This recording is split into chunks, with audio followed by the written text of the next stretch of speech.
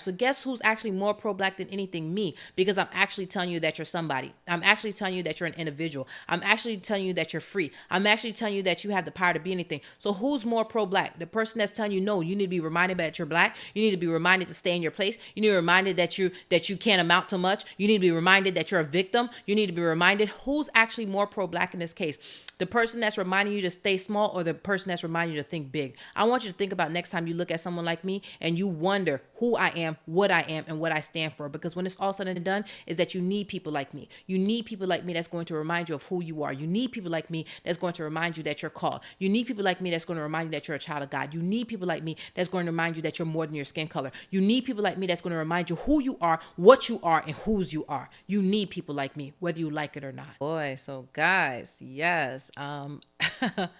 Listen, I already knew from my last video how emotionally impactful that would be. I was not trying to be, but I knew that it was going to touch on a chord. You follow? And I knew that that's what I needed to do, plain and simple.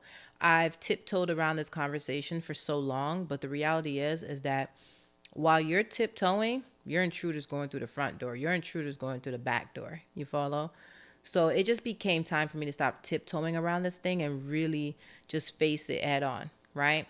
So, and I still plan to be, as respectful as I possibly can be. Now, I'm not going to get bullied into adopting a philosophy or mindset that is just I don't believe in, and I have the logic to understand that and the common sense to understand it makes no sense. But nonetheless, I hear and I understand where that frustration and where that energy is coming from, right? So the question then becomes, well, are you not pro-black, or do you not believe in black unity and all those different things? I believe in representation, and I mean that in terms of skin color. I do think that there needs to be healthy representation of my skin color. However, I understand that the reason that healthy representation is necessary and needed, again, is because of systemic racism. And it's also because of so much of the highlighted negative behavior of black-skinned people. You follow me? So, which means that all across the world, all races, all nationalities, all colors, right, all ethnicities, they all have the bottom, as you want to call it, of their culture. You follow? They all have the violent. They all have the angry. They all have just the displaced. Like, they all have that, the ignorant. They all have it. There is not one society on this earth where you will not find this quote unquote bottom, right? What the problem is that in America, especially, and around the world, but a lot of it has to do with American propaganda. You follow? In America, they have done such a wonderful job highlighting the darkness of blackness, right? Meaning whether they're highlighting, wars in African nations and countries, whether they're highlighting for, 10 cents a day, you can feed a child like this one, whether they're highlighting, drug-ridden communities and, highlighting, mass incarceration. For a very long time, there's been a lot of propaganda around black skin. So I think that it is so critical that propaganda is undone. And matter of fact, is brought a balanced perspective of blackness, right? The problem for me is that the perspective that's now coming isn't balanced. It's this whole group thinking type of movement, this mob mentality. And that's what I don't mess with. I don't mind blackness. Actually, I love it. My daughter, when I had her, I understood how horrible the culture in America is, that anybody that knows me to the point, we'll get into that. When I had my daughter, when she was growing up, even to this day, black Barbies, I bought books with black characters in it. Like, meaning I wanted her to have a positive representation of herself. This is how I raised my daughter. This is how I raised my son. To the point that my family knows how pro, quote unquote, black I am, to the point that to pick on me, they intentionally, on my daughter's, I think it was her third birthday or her second birthday. No, her first birthday. My family knows how pro-black I am, that on my daughter's first birthday, one of my sisters, just to like do a little jab, she intentionally got my daughter a white Barbie doll. I have no issue with white people, but they knew that where I was raising her at that time, my focus was representation. My focus was making sure that she has a great self-image and self-esteem about herself. So I wanted her to be attracted to who she is, meaning when she looks in the mirror, I wanted her to see beauty in that. So because I wanted her to see beauty in that, I just basically, I'm not gonna lie to you, I went crazy when it came to representing her all around the house and everything, because I understood that when it comes to media, black women or black people are not represented well. I understand when it comes to music, I just understood that all of these different channels that, do that constant brainwashing, I understand that, there is a brainwashing media that happens that not only is brainwashing black skinned people to have low self-esteem and have a really bad self-image about themselves, but I understand that this is also, the way the rest of the world, whether it's white, Hispanic, Asian, etc. I understand that there's a programming that they're watching the same programming as well, right? And then, this whole Eurocentric idea of like, oh my goodness, they're King Jesus, put them on the top of the mountain on a pedestal, right? So because I understand that that's the programming that was happening out there in the world, I focus very heavily and still do on making sure I program my daughter with just to feel really good in her skin, right? Also to know that she's Haitian. When we're driving to school, she's asking me, how do you say this word in Creole? How do you say that word in Creole? How do you say this word? So this is the culture that I have, right? So not only am I comfortable in my skin color, right? I raise my children to be comfortable in their skin color, but I also raise them to be comfortable in their nationality and their ethnicity, right? So the reason I say this is because now her environments have been very multicultural environments with a predominantly white culture, because of the schools that she go to, because of the areas you live in, etc. Like that's what she gets, that's what she experiences. So because this is the environment and the culture that she was raised in and continues to be raised in, it was so important to me for her to be solid in who she is and continues to be solid in who she is, because what I don't want to see happen is that she begins to put on somebody else's identity because she's unsure of her own, meaning she begins to wear somebody else's culture because she's unsure of her own, right? So she knows she doesn't know skin color. She's not at that point. I don't teach her from the aspect of skin color, but she is fully aware of being Haitian, right? And she also is aware of beauty, right? So what I mean by this is that if my daughter sees a beautiful girl, and I don't want to make this create some type of argument here, because you guys will, what I notice especially in today's society is that you guys can argue forever about the smallest nuances, right? So we're just gonna stay here. If she sees a little girl that she finds beautiful in her eyes, right? Because beauty is in the eyes of the beholder. Because she's so comfortable in her own skin, she's able to look at your features, for example, and your light, how you present yourself, and she's able to call you beautiful regardless of your skin color or whatever. So she's not just seeing beauty in blackness, she sees it in whiteness, she sees it in a Spanish girl, she sees it in the Indian girl. There's an Indian girl that goes to her school that's drop dead gorgeous. My daughter sees her and says, oh my gosh, you're so beautiful, right?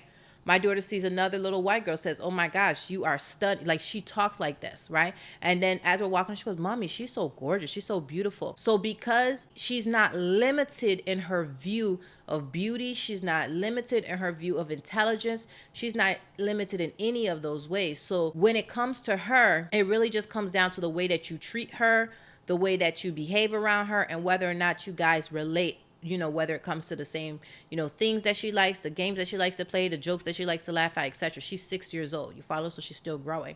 So my whole point is that she has a very well-rounded view of herself and a well-rounded view of her others. And I love it. I love it. My family members love it, as they see the time I put into building up her self-esteem and being so intentional about her self-esteem and her self-image. They see, the results of that, right? So I'm saying to you, pro-black, man, you don't even understand. I'm pro having a healthy self-esteem about yourself.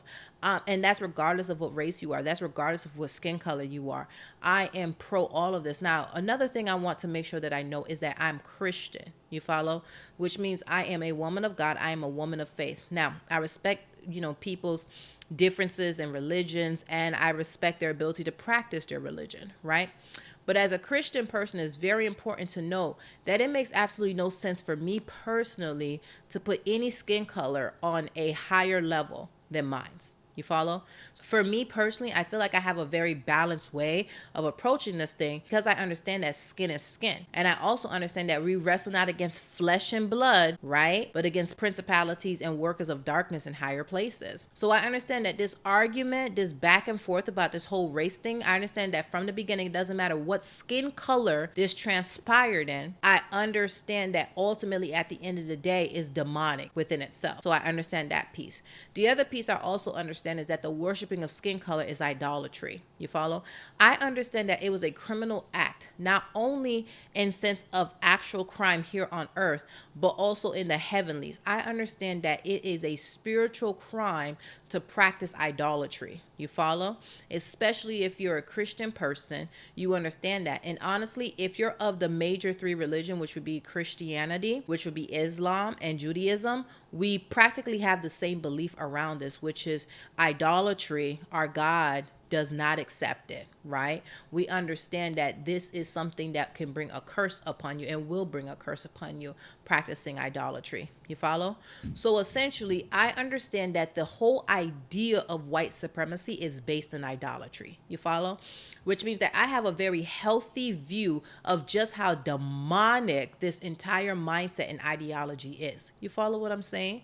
So because I understand it from this standpoint, it will make absolutely no sense for me to now look at this thing, understand it's idolatry, and then say, now I'm going to practice it myself. You got to walk around and saying that your skin color is the best. Well, I'm going to do it too. No, my skin color is the best. You follow what I'm saying? I'm not going to play this schoolyard game of essentially being ignorant. I'm not going to play the schoolyard game of being evil. I'm not going to play the schoolyard game of essentially taking my insecurities, projecting them on people in a way to make them feel inferior so that I can regain some sense of superiority about myself. I'm not playing that game. So I have a very healthy understanding of myself. So let me make it crystal clear. I do not accept any white-skinned person to turn around and try to tell me what my skin color means. I will continue to say there are no inherent traits, behaviors, characteristics, nothing when it comes to skin color across the board, any skin color. That is the stupidity of human beings that decides that they want to add a hierarchy to behavior by the hierarchy of their shade. That is stupidity. But now what does happen with propaganda, the more and more you brainwash people, the more and more they will begin to fall into this. I believe Jane Ellis did a wonderful experiment when she did the brown-eyed, blue-eyed experiment, right? You saw how quickly those children now begin to adopt and they begin to say, well, brown-eyed people are this way and blue-eyed people are that way. This is the stupidity of human beings. So if children can be so easily manipulated, you saw adults be so easily manipulated. Well, guess what? It's happening now in today's day and age. So I understand that so many human beings have a deep sense of insecurity within them, right? I also know that there's a deep need to have power. There's a deep need to be able to control people. There's a deep need and desire. Actually, I'm sorry. It's not a need, it's a desire. So excuse me. I understand that there are many humans that are suffering with insecurity. I understand that there are many humans that basically are suffering with feeling inferior, right? And the quickest way for people to dig themselves out of this pit is to gain confidence by throwing somebody else there, right? So if I'm insecure, if I don't feel that great about myself, I can't find the confidence, I can't find the courage, and I can't find the essentially willpower to get myself out. But you know what I can do? If I can throw somebody else in the pit, then I can say that they're the ones that are in the pit and I can use them as a stepping ladder to get myself up and out the pit. The reality that the reason where humans are like this is because you try to get your confidence from feeling better about yourself by belittling other people. The reason so many humans are like this, and this is not just race, this is in so many facets of life, is that the way you get your confidence is by dismantling other people. Even when you look in political warfare, right? When you look at Democrats are this way, Republicans are this way, this is what you guys do as human beings. This is where you get your stamina. This is where you get your self-esteem, is saying, no, you're the worst, you're the worst, you're the worst, you're the worst. And then you create this you paint this extreme picture about each other, right? Even when you look at gender wars, no, men are are this way, they're that way, feminine, masculine. This is what you guys do here in society. And essentially you guys paint yourself in the most, or you paint your, who you see as your opposition. First of all, majority of the time you create your opposition. And then after that, you create characteristics about your opposition. And then you just go to town on your opposition. Yeah, this, that. And then suddenly what it does is that the enemy just gives you what you don't realize. The enemy is just giving you this energy. Like suddenly you have this superpower where you feel like you can do something, you can accomplish something, you can get things done. Why? Because you finally found somebody that you can throw to the pit. You finally found somebody that you can cut down. And by being able to cut somebody down, it's made your mind think that you're actually picking yourself up, right? But isn't it crazy? 400 years after slavery, 400 plus years after this whole messaging around the world is being said that black people are the most evilest, they deserve to be, they're not intelligent, they're 3/5 of a human, whatever it may be. Now we're sitting in a country where essentially you're looking at white skinned people and saying, no, you're actually the most evilest. You've gone around the world just destroying people, etc. All this time has gone past. And yes, you may have gained land, you may have gained wealth, you may have gained all these different things, but when it's all said and done, we're still sitting in a pile of dog crap. Why? Because you're dealing with people ultimately at the end of the day that you gain your confidence and you gain your energy to do the things that you did from wickedness. You follow? When where you get your energy from is not from a righteous place, you're always going to pay the piper on that. You follow? So essentially we're dealing with people that want to feel confident. You want to feel confident. You're dealing with people that want to feel superior. You want to feel important. You want to feel value. And you're not just doing it because of your own insecure reasons. Why? Because at the same time, you're trying to garner some level of power, some level of influence to get people to basically act on your specific orders. So the reason you should do what I tell you to do is because I'm smarter than you. The reason you should do what I tell you to do is because I'm prettier than you. The reason you should do what I tell you to do is because I speak better than you. The reason you should do what I tell you to do is because essentially I'm richer than you. This is how society works. It's not because I'm actually inspirational. It's not because I'm actually righteous. It's not because I have your best intentions. It's not because of any of those reasons. It's because I'm better than you, right? I am better than you. But here's the thing about being better than you. I have to believe it. It's okay if you believe it, but I have to believe it too. So what happens when you think you're better than me and I don't believe it? Well, now you have a problem. Why? Because you need me to think that you're better than me. You need me to think that because you actually have a role for me to play. And this whole grand scenario that you played inside your mind, there's a role that you need me to fulfill. So what happens when somebody doesn't believe that? Well, guess what? You need to beat it into them, hence slavery. You follow? Because ultimately at the end of the day, and the reason I don't engage too much into this whole slavery concept, this whole idea, even though I know it took place, but I'm talking about the mental, like I don't absorb it, is because it's pure stupidity at its form. It's evil, it's wickedness. I get that. But let's just look at the stupidity of it all and why I'm not going to ever buy into white superiority, right? You know how you can convince me that you're better than me? Like, let's really deal with it. Like, you know how you can actually, this is how you would have been able to really convince me if you did not oppress. People who really think that they're better than you don't actually have to oppress you. You get what I'm saying? So I'll give an example. If you really thought that you were smarter than me, you would have left your books all over the place because you think I'm stupid. If you really thought you were smarter than me, you would have left the books everywhere. You would have just let me read everything that I could read, and you would have said to yourself, it's pointless. It doesn't matter anyways because they're stupid. They're stupid people. They can read as much as they want to read. They're just dumb people. They're not going to understand it anyways. The fact that you work so hard to withhold information and withhold knowledge from me, that already lets me know that you don't even believe in the lie that you're perpetuating. You need this lie, and you need me to believe in this lie. Now, wouldn't it be stupid for me to actually believe in this lie when I see how hard you're working to not allow me to have the same things that you have? If you truly believe that you are superior, there's no reason for you to withhold anything. You follow what I'm saying? I'll give you a prime example. You know how there's all those illicit books, right? Like those X-rated books that some people read, right? So let's say if you have a child and you say, I know my child doesn't know how to read. They won't understand any of this information. So some parents, guess what they do? When they have really young children and they read those type of books, they just leave them on a coffee table. Right? And guess what happens? When their children are old enough, they begin to hide it because they understand that that child actually has enough common sense, right? And enough comprehension skills to understand this information. But when they truly believe in the fact that this child cannot comprehend any of this, they leave it all around. You follow?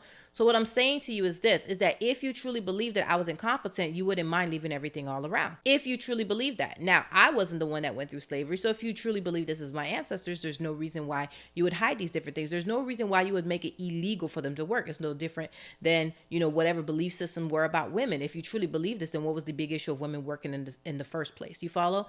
So the reason people oppress you is because it's truly a fear-based system. And it's crazy. I'm going to get you to think this way about yourself, but at the same time, I'm also going to withhold you and isolate you and keep you from certain situations. But if you truly believe that I would fail anyways, what was the whole point of withholding me from those environments and those situations? Because you're proving to yourself that you truly don't believe that. You follow? So now, does it make sense? And I analyze it this way. Does it make now sense for years later for me to now adopt these philosophies to say, well, we're not that smart, or we're this way, or we're that way? No, it makes absolutely no sense, because you didn't make sense when you were doing it. I'll give you another example to further show you how stupid this is, right? So then now you're looking at this whole idea of slavery and all of this stuff, right? So then now you have people that say, okay, well, the reason, Black people were treated this way is because you were seen as property, right? And let's really discuss this. Okay, so you're seeing this as property. This is how you're excusing it mentally, right? You're seeing this property, no problem. Well, your dog is property, right? Your cow is property, right? Your horse is property, right? Okay, yeah, you were no different. That's why you were out in the shack, you were out in the barn. It was just you were seen as property, no problem. So were you basically having sexual relations with your dog? Were you having sexual relations with your horse? Were you having sexual relations with your cow? You follow? Since apparently you sleep with your property, right? And since they're all on the same level, right? I guess you were doing the same things to all your property, because we were no different than the horse. We were no different than the cow. We were no different than the dog. We were just all the same, right? So I guess there should be some half animal, half human dogs, some half animal, half human cows, some half animal, half human horse. Now, I'm sure that's not the real way biology works, but if it was, right, we'd have a lot of them walking around here because you were just sleeping with all your property. But no, who the property that you were sleeping with? The human one. Why? Because you knew we were human the entire time. You follow? That was just an excuse that you gave yourself to get away with the things that you were doing, because you needed to be evil. It fed something and accomplished something, right? So what I'm saying to you is that me deciding that I'm not going to wear this entire Black identity is not because I'm not pro-Black. It's because that I understand how wicked and evil this entire system was. And I'm so pro-Black that I'm not willing to wear an identity that was handed to me. And I'm not willing to teach my children to do it. And nor am I willing to walk around and allowing any Black person that's in my vicinity to do it as well, right? Now, if you want to create your own little culture and your own little community and your own little environment where you guys, create this whole victimhood mentality, and you create this whole just little culture there, listen, that's your business. That has nothing to do with me, right? My issue is that when you create this whole group thinking scenario where you begin to bully other Black people for having differences of opinion, bully other Black people for having differences of the way that they analyze the situation, and matter of fact, bullying Black people for being able to actually move on, right? The reality is this: some women hold on to the idea, for example, of domestic violence for the rest of their life. Other women actually forgive and move on with their life, right? The same idea with slavery. Some Black people, they're going to hold on to that for the rest of their life. Listen, Christ is going to come, and there's going to be generations of Black people that's never going to let that go. That's just the deal, and that's just what it's going to be. But guess what? There's going to be other Black people that said, you know what? That's a thing in the past. I'm taking where I'm at right now, and I'm grabbing that baton, and I'm moving forward with it. I just so happen to be with that group of Black people. But guess what? That is perfectly fine either way. The problem is this, is that the group of people that's choosing to move on, they're not trying to force the other Black people to stop whining and crying and being so upset about that experience, even though some have compassion and some don't. But guess what? The people that are choosing not to move on, they're trying to say that you're evil, you're wicked, you're a coon, you're Uncle Tom, you're all of these different things if you're not willing to hold on to this pain, if you're not willing to let this go. No, again, that's like drinking poison and thinking somebody else is gonna die. At some point, somebody has to be willing to say, you know what, I release it. I'm going to take the opportunity that God gave me today. I'm gonna move forward. The reality is this: nobody has the right to tell you who you are based on the color of your skin. Period.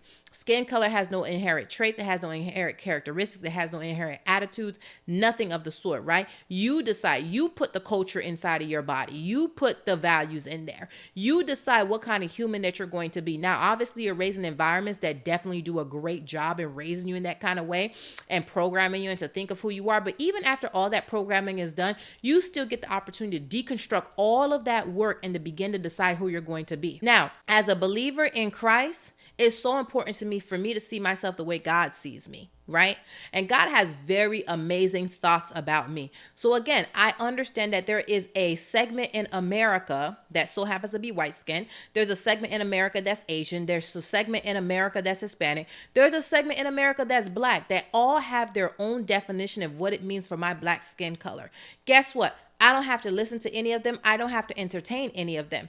But the problem is going to come here when now you begin to become so obsessed with your own identity and your own perception of what it means to be me, that now you begin to force that upon me. That's when you begin to have a problem. See, if everybody secretly or everybody passively or everybody sits there with all their biases and prejudices, I have absolutely no problem. Guess what? Again, using that example, I might just not like thin-lipped people. I might just think that thin-lipped people are the most wicked people on the face of this earth. Okay, then no problem. I think that way. If you're a thin-lipped person, does that feel good that people think that way? No, that's pretty stupid. But guess what? As long as I'm not touching you or saying anything to you, you can live with it, right? But the moment now you begin to actually exert that force on me, the moment you begin to try to put some legs on that discrimination, the moment you begin to decide to put some legs on those biases, that's where we have a problem. So then my question will be today, is in today's day and age, I just want to know, are we moving forward or are we moving backward, right? Meaning when you look at black skinned people, are there things that are happening that are deconstructing the things of the past? Or are there things happening that are trying to add on new weights onto black skinned people? You follow? Now, this is where the unifying of black people comes together for me. Now, as a black skinned person, if ever I truly feel a real threat, a true threat to my black skin that I don't feel is demographic related, that I don't feel is social economic class related, that I don't feel is education related, that I truly feel that across the board at every single level, this is a true threat that is happening right now. Like if there's a declaration that says, hey, we have to poison the water of black skinned people, now we got a problem. Now you're going to get me to come up because now you have universally made a target across the board. Now that makes sense why we should have some group thinking going on. But when you have a scenario that is specifically to a specific demographic or specific to a certain social economic class, specific to a certain religion, specific to, maybe a specific side of town, specific to whatever it may be, it is so deceptive when you classify it as being this is happening because it's black when it's happening because of that specific scenario. Be very and extremely honest about the scenarios that things are happening in, right? Now, does that mean that we don't solve those problems? No, not at all. But I do believe that it does take people to rise up in those scenarios to want to do something about it, right? And I also do believe that it doesn't have to be black skinned people to do something about it. And that's where it's going to be the problem. That's where it's going to be the pushback from people, is because their thinking is that everything has to be done by black skinned people. That's not always going to be the case. You follow what I'm saying? But if you want it to be that way, no problem. But don't try to galvanize the entire group of black skinned people and say you need to do this because you're black. That's when you begin to get a problem out of me, because that's when you begin sounding like a white supremacist to me, because no one has the right to own my skin. No one has the right to own my skin. No one has the right to own my skin. And somewhere in some lost mind, somebody thinks that, hey, guess what? White people owned your skin and they tried to tell you what to do, and we're not doing that anymore. But you know who gets to own it? Me, because I look like you. The devil is a liar.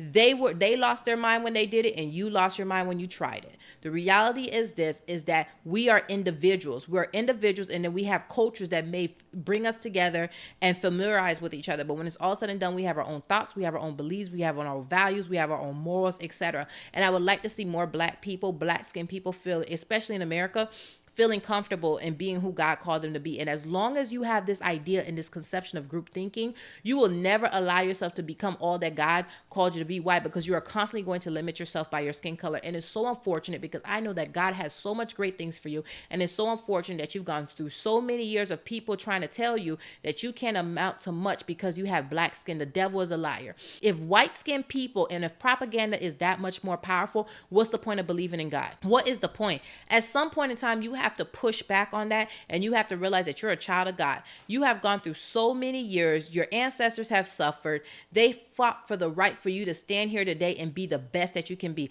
I've always said, especially as a Black immigrant, I have a responsibility to be all that I'm called to be. My parents are still living today, but I look at the risk that they took. The fact that they got themselves on that boat and crossed, left everything that they knew behind to get me to this land. I have a responsibility to be the best that I can be. And the fact that you have ancestors that fought, that literally went against the grain, that risked their lives to get you to freedom, you should have a desire to be everything that you want to be. But first, you have to believe it. First, you have to know it. And the problem with group thinking, especially in the Black community, is because it's telling you, because you're Black, that's not a belief system that you can have. Because you're Black, that's not the opportunity that you have. Because you're Black, you will never be, you can't be, you won't be. The devil is a whole liar. So guess who's actually more pro-Black than anything? Me. Because I'm actually telling you that you're somebody. I'm actually telling you that you're an individual. I'm actually telling you that you're free. I'm actually telling you that you have the power to be anything. So who's more pro-Black? The person that's telling you, no, you need to be reminded that you're Black. You need to be reminded to stay in your place. You need to be reminded that you can't amount to much. You need to be reminded that you're a victim. You need to be reminded. Who's actually more pro-Black in this case?